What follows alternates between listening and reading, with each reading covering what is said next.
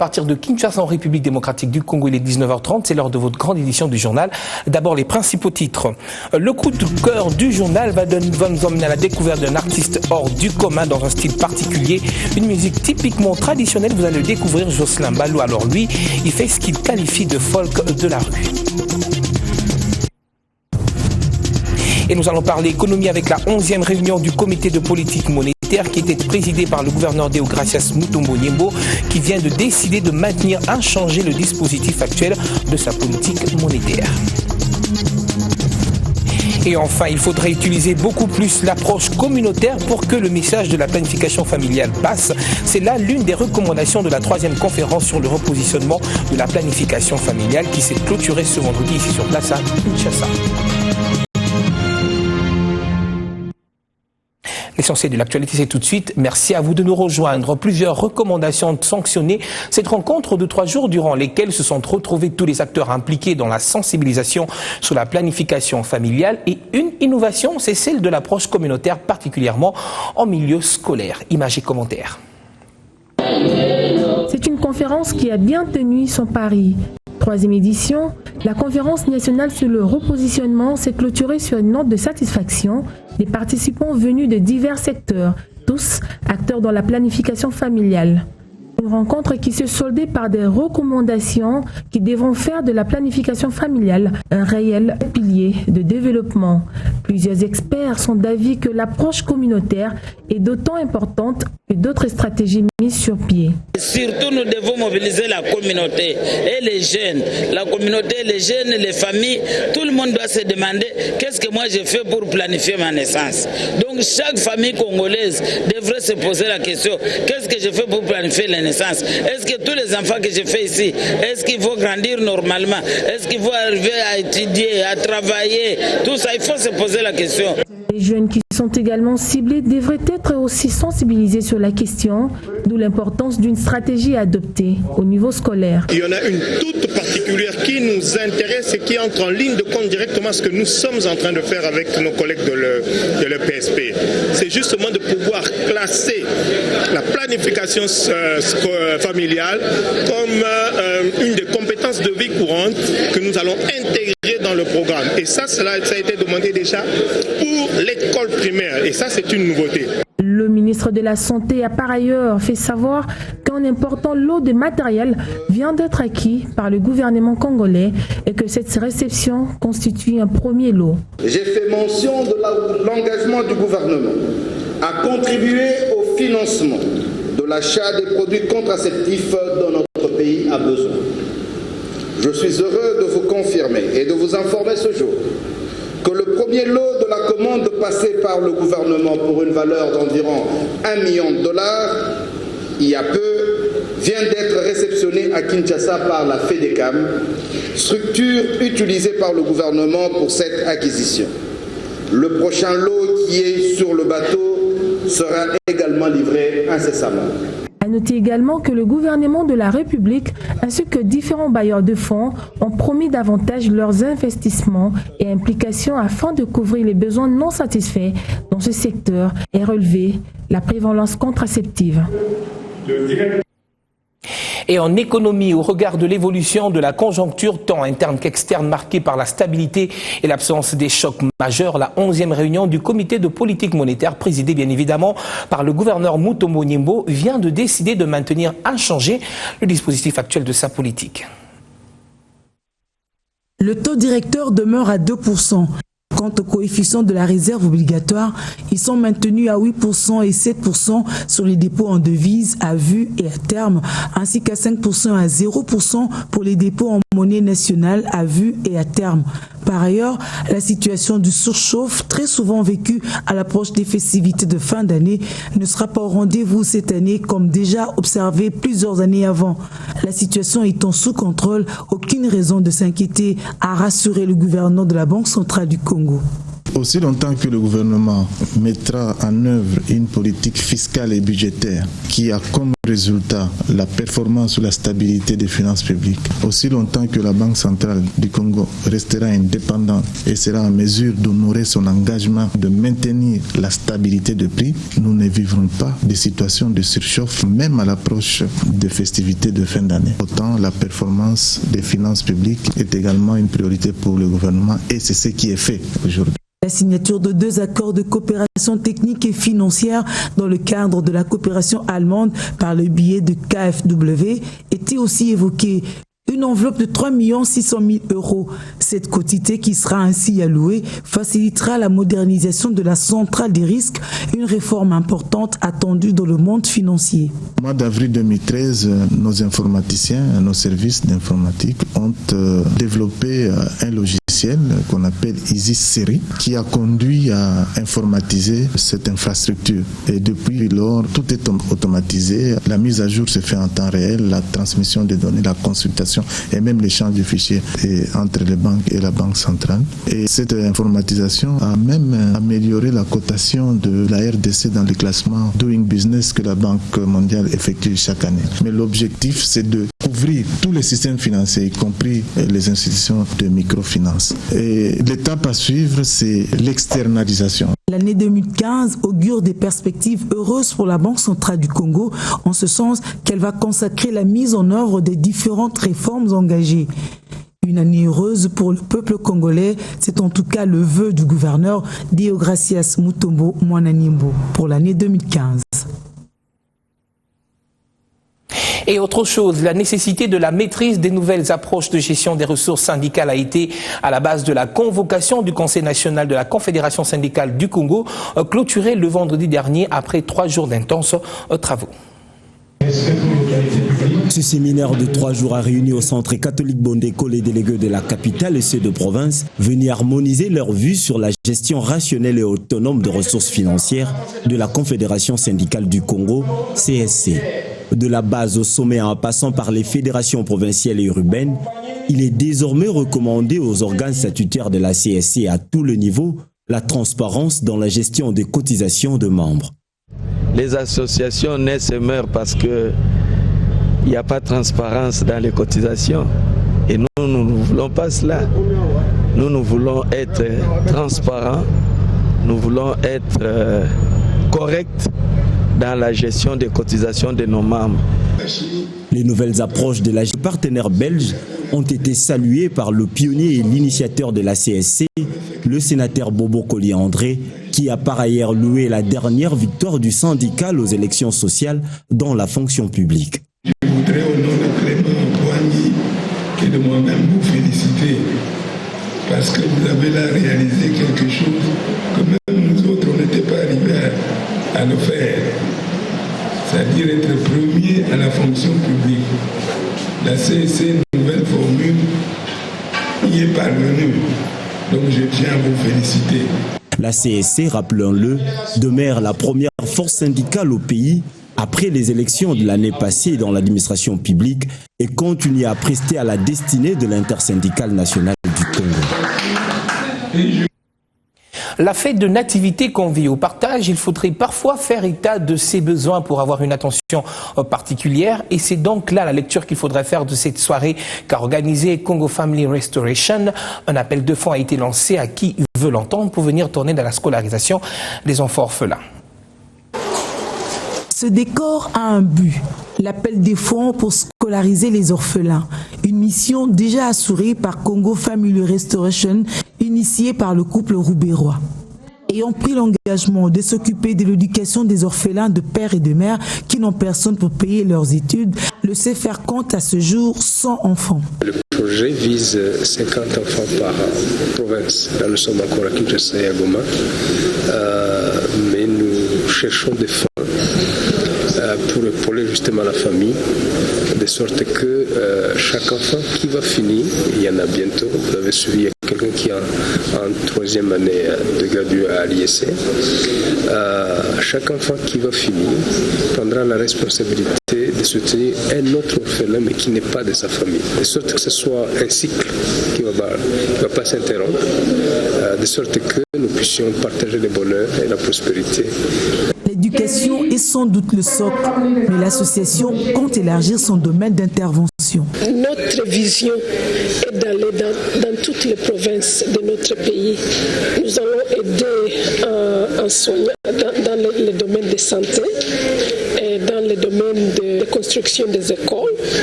Et il y a beaucoup à faire avec l'enfant. La soirée a permis aux personnes de bonne volonté de prendre des engagements fermes pour soutenir les orphelins du CFR. L'évaluation sera faite à la prochaine rencontre dans une année. Direction le Nord Kivu, où c'est sur fond de division que vit l'opposition en province du Nord Kivu depuis le 4 décembre dernier. Voilà que deux grosses têtes de l'opposition de cette juridiction, à savoir Jean-Paul Lumbu du Parti libéral pour le développement PLD en Sigue et Ruben Mukindu de l'UDPS, tous deux interrogés ce samedi, se disputent donc la direction de la coalition des partis politiques de la province du Nord Kivu.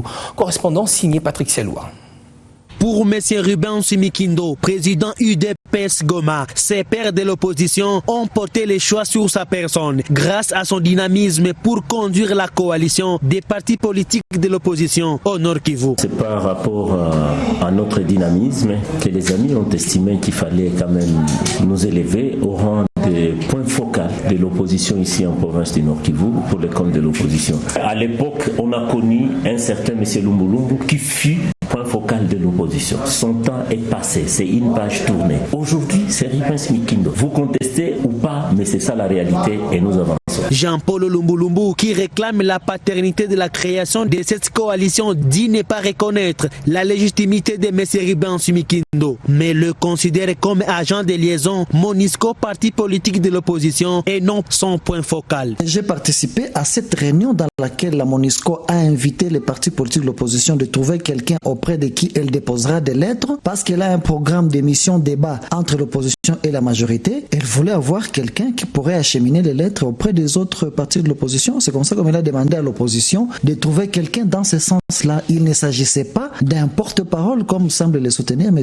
Mukindu. Sinon, Mukindu ne sera jamais le porte-parole d'une opposition dans laquelle le PLD appartient. Jamais. Vous ne connaissez pas sa légitimité? Non, je ne la reconnais pas. Je suis le père fondateur et je réclame la paternité de la création de la coalition de l'opposition au Nord Kivu, mais je n'ai jamais reconnu l'UDPS comme membre de la coalition de l'opposition au Nord Kivu. En quelle qualité aujourd'hui l'UDPS peut se réclamer être point focal de l'opposition? Notons que Ruben Mukindu, même si contesté par son prédécesseur Jean-Paul Lumbu, est secondé à la tête de cette coalition des partis politiques de l'opposition par Jean-Baptiste Kasekwa de l'ECD, tous désignés par consensus par 8 partis de l'opposition sur les 11 que compte la province.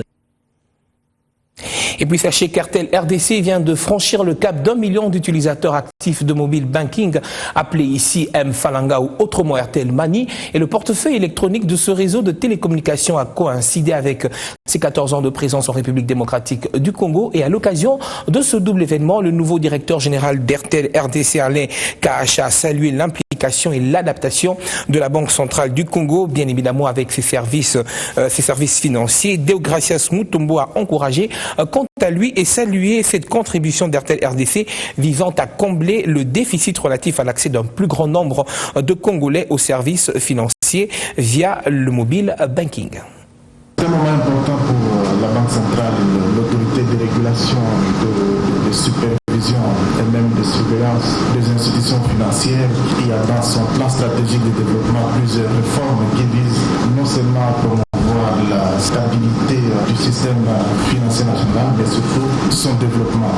Et la promotion du mobile banking, de l'activité de monnaie électronique par téléphone mobile, à l'instar de M-Falanga et Airtel, est indéniablement un facteur important du développement de notre système financier parce qu'il permet de faciliter l'accès d'un plus grand nombre aux services financiers et surtout la frange la plus importante de la population qui est actuellement exclue du système financier traditionnel. Le pays a encore des territoires qu'on appelle accès difficiles où les structures financières pharmaciens traditionnels ont du mal à s'installer du fait de manque de services de proximité, de coûts d'exploitation exorbitants. Nous pensons qu'avec ce moyen moderne qui fait promouvoir les nouvelles technologies, nous allons pouvoir atteindre facilement les milieux les plus reculés du pays. Le souci va jusqu'à faire connecter ces moyens de paiement, ces systèmes, au serveur même de banque centrale, de telle sorte que ces services par Airtel Money nous permettent demain d'effectuer non seulement la bancarisation, mais des transactions courantes comme payer les factures de la consommation d'eau, d'électricité. C'est la période festive, vous le savez, la société de télécommunications Tigo offre une tarification réduite de consommation, interconnexion et de navigation sur Internet. Ce nouveau paquet a été présenté ce vendredi au cours d'une cérémonie qui s'est déroulée à la place du 30 juin.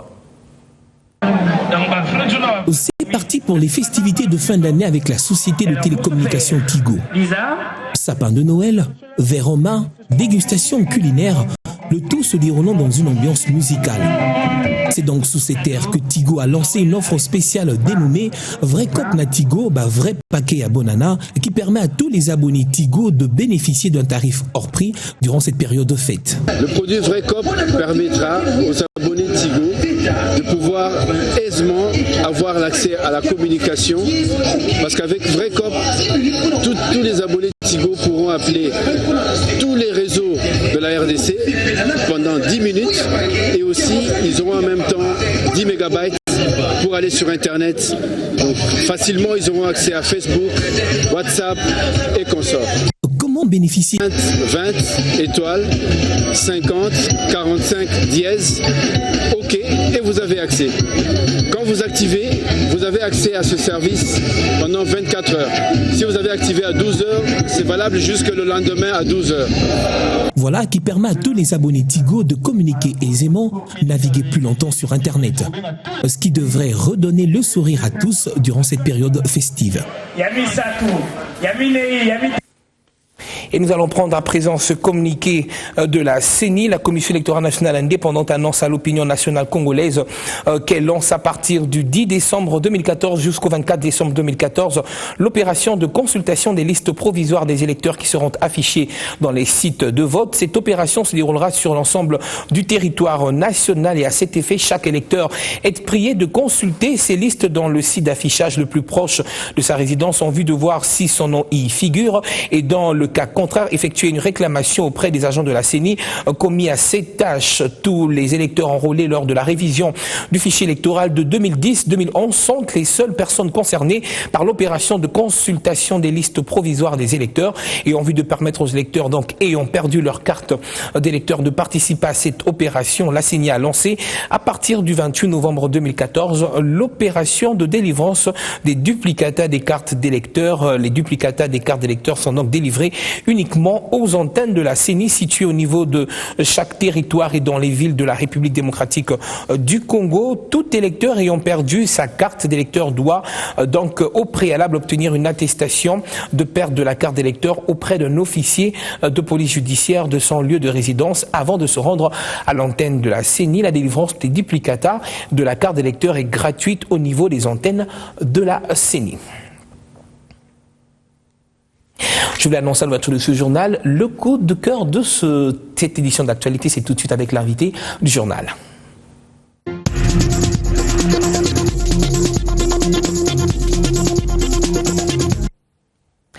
L'invité du journal reçoit pour vous ce soir Jocelyn Balou. Bonsoir et bienvenue. Bonsoir. Alors vous êtes donc un artiste musicien. Première question, est-ce qu'on peut s'improviser artiste? Bon, selon moi, on ne peut pas s'improviser un artiste. Un artiste, c'est un don de naissance. Tu peux chercher à devenir un artiste. Si dans toi, il n'y a pas l'esprit de l'art, tu ne vas pas le devenir. Et lorsque, par exemple, on silence et qu'on force, on trébuche, lorsqu'on est peut-être, on n'est pas appelé artiste, mais on force peut-être, vous croyez que certains forcent et finalement on trébuche? Mais on est en train de voir, il y a tant des artistes qui ont forcé de devenir les artistes et ça crée le danger pour la population. Très bien. Alors avec vous, nous allons parler d'un spectacle que vous avez mis sur pied, Balade en forêt. De quoi est-ce qu'il s'agit? Bon, j'ai expliqué tout ce qui se passe dans nos forêts. la déforestation, des crimes, des viols, des braconniers. Donc j'ai expliqué tout le mal que la planète Terre subit. Et pourquoi justement, pour dénoncer tous ces maux que subissent la planète aujourd'hui, vous les renvoyez justement à la forêt? Pourquoi pas dans l'eau? Pourquoi pas dans la ville, mais particulièrement dans la forêt? Pourquoi avoir choisi ce site? Parce que la forêt représente tout être humain. La forêt représente l'homme, représente l'eau, représente les arbres, représente les animaux, représente tout en fait. Dans la forêt, c'est par là que j'ai choisi la forêt. Et vous-même particulièrement, vous avez un lien avec une forêt, grandi peut-être, ou un attachement particulier à une forêt, à vos origines? Bon, je suis du Bas-Congo, là où il y a parmi de grandes forêts du Congo, forêt de Mayombe. Et j'ai fait des recherches parce que je n'ai pas voulu que ma musique soit comme tous les autres. J'ai fait des recherches pour amener ma musique à chanter pour la protection de la nature. Votre musique, nous allons en parler d'ailleurs tout à l'heure. Est-ce que vous croyez justement que la musique est un bon moyen de véhiculer ce message, cette lutte que vous êtes en train de mener? Ça peut être même l'unique moyen. Ça peut être même l'unique moyen. Vous pensez? Oui. Ça peut être même l'unique moyen. Si on se concentre dans l'art, tout va changer. Là, j'ai promis. Alors, vous faites une musique particulière, hein, je le disais tout à l'heure, vous faites du folk de la rue. Quelle est la particularité de ce style musical? Bon, la particularité, qu'on prend des chansons un peu qui traînent dans la rue, des chansons populaires, et nous, on le met en valeur. Et c'est ça, en fait, ma particularité. Et quels sont les instruments que vous utilisez, justement? Les instruments qu'on utilise, les guitares, la basse, batterie et percussion, disons tam-tam. Et pourquoi avoir choisi justement ce style particulier folk de la rue? C'est juste pour se révolter quoi, de tous les styles que le monde déjà a. Quoi. Et vous le faites dans la rue? Et on le fait dans la rue parce qu'on prend l'esprit de la rue. Et quel est cet esprit justement de rue? De rue, c'est par rapport aux esprits de chansons. Si vous étiez là le 17 ou si vous avez balancé les images du 17 octobre, vous allez voir comment on était sur scène et comment on s'éclatait dans ça, la joie, couleur, dans tout ce qui se passe dans la rue, nous on le met dans l'image de nos spectacles. Très bien. Alors, quelle est la vision que vous avez justement, eu égard de tout ce que vous dénoncez dans votre chanson? Quelle est la vision que vous avez du monde en général?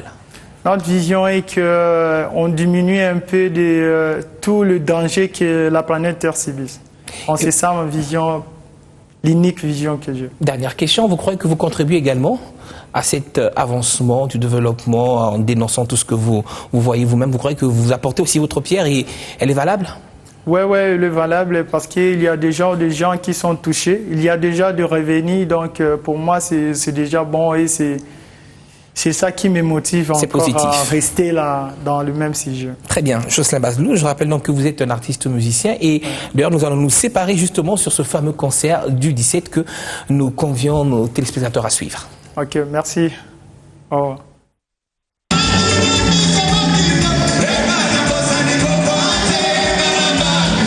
Sur le podium de la Grande Halle, ces jeunes étaient tout feu, tout flamme. Jocelyn Balou et les Aigles de la Révolte ont proposé au public lors de leur première prestation à l'Institut français Alpes de la Gombe leur style dit folk de la rue. Une musique rythmée et entraînante qui puise son inspiration dans la nature et dans le folklore de la RDC. Pétri des talents et plein d'ambition, Jocelyn Balou et les Aigles de la Révolte peuvent se targuer d'avoir gagné un pari, la conquête des cœurs.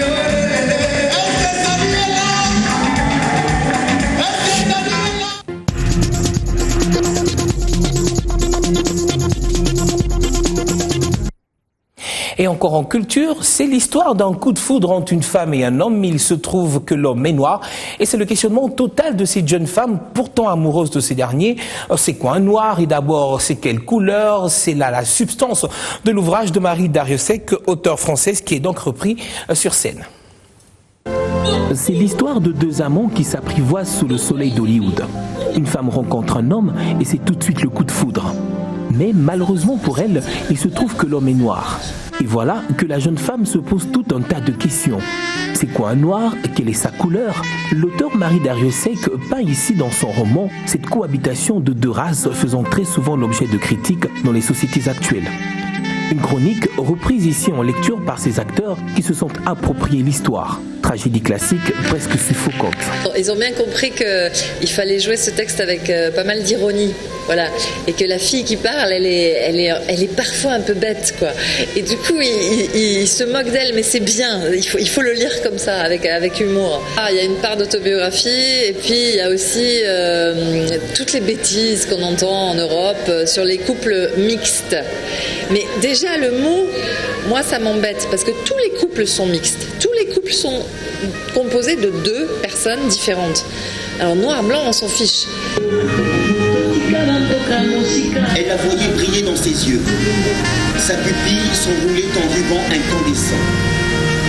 Elle entrait dans ses yeux pour suivre avec lui le fleuve. L'amour, toujours, encore et à jamais l'amour. Au-delà des différences qui peuvent exister, il n'est pas question pour autant d'abandonner l'amour, qui reste l'une des grandes questions de nos vies. Soirée lecture plutôt bien réussie. C'était une très belle soirée, vraiment c'était. Je connaissais évidemment le texte de Marie Dariussec, mais voilà, je ne l'avais jamais entendu, et je trouve que c'était des très beaux extraits, une très belle adaptation, et que la rumba congolaise ponctuait vraiment de manière festive, amusante, et donnait une couleur encore plus congolaise à ce texte qui rêve un Congo qu'il n'atteint jamais, puisqu'effectivement on parle d'un tournage de film qui avorte et qui se déroule d'ailleurs plutôt au Cameroun qu'au Congo, et cette histoire d'amour un peu triste qui finit comme souvent mal. Ça mène à réfléchir à beaucoup de choses, vu la réalité d'aujourd'hui dans la vie de couple. Donc j'aimerais bien voulu que les couples participent et puis voir un peu ce qui s'est passé. Écrire la passion est donc pour l'auteur écrire sous forme d'un roman noir des sentiments et la placer sur scène comme d'une tragédie. Pas de sentiments amoureux sans cette projection cinématographique.